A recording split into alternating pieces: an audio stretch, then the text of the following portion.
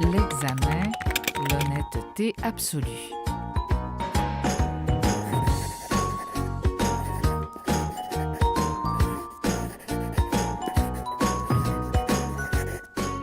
Elle fait quoi, là? Elle se prépare pour un examen? Je pense, mais ça me semble bien compliqué. Mais non, c'est en raison d'un manque d'organisation que l'on peut être tenté de prendre une décision regrettable. Une bonne préparation avant un examen permet d'éviter, c'est vrai, les situations fâcheuses et surtout d'acquérir les connaissances requises par le cours. Moi, je ne triche jamais. Mais chaque fois que je me présente à un examen, je suis tellement anxieuse.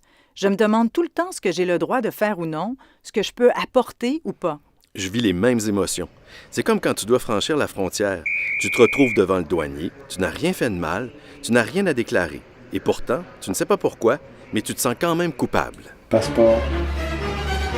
Pour ma part, je fais tout ce que je peux pour éviter les ennuis. Je ferme et je range mon cellulaire et tous mes objets et documents dans mon sac, que je mets en dessous de ma chaise ou à l'endroit indiqué par le responsable. Bref, c'est important de vérifier les directives pour la passation de l'examen, car elles varient parfois d'un cours à l'autre. Oh là, on ne stresse pas. Lors d'un examen, pour éviter de faire de l'anxiété pour rien, il vous suffit d'appliquer ces 2 règles d'or. Premièrement, étudiez consciencieusement et à l'avance pour éviter tout mouvement de panique qui pourrait vous inciter à vouloir utiliser le plagiat ou la triche. Deuxièmement, respectez toutes les consignes durant l'examen et évitez les comportements qui pourraient laisser croire à tort que vous trichez. Mais comment bien se préparer? Étudier consciencieusement? Sauver du temps tout en améliorant nos chances de réussite. L'université vous suggère certaines méthodes de travail pour mieux se préparer à un examen. En voici quelques-unes. Organisez vos notes et vos livres pour réviser. Relire les notes de cours et les passages soulignés des lectures à faire. Résumer les points importants, synthétiser sous forme de tableau les grandes idées, les éléments de comparaison, les informations clés. Simuler des questions possibles et répondre en dressant une liste des ressources que vous pourriez utiliser. Faire des liens entre les éléments de la matière et faire des cartes conceptuelles. Mais si je n'ai pas assez pris de notes en classe et que je n'ai pas assez d'informations pour me préparer? Complétez vos notes en allant fouiller dans les lectures obligatoires et suggérées, dans les documents donnés en référence dans la bibliographie du plan de cours. Vérifiez s'ils sont disponibles à la bibliothèque ou encore en ligne.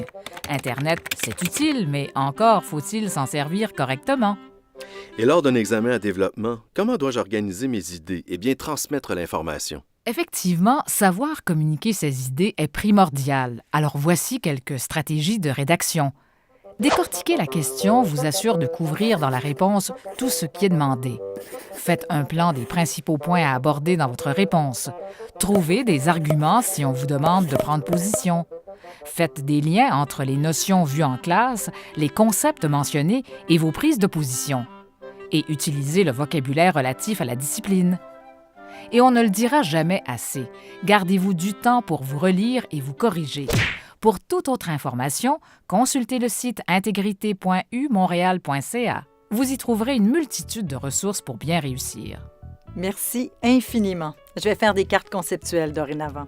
Et moi, je vais prendre quelques minutes pour dresser un schéma de chacune des questions à développement, histoire de bien organiser mes idées durant l'examen. Bon, allez, je vous laisse étudier. Cette capsule est une présentation de l'Université de Montréal.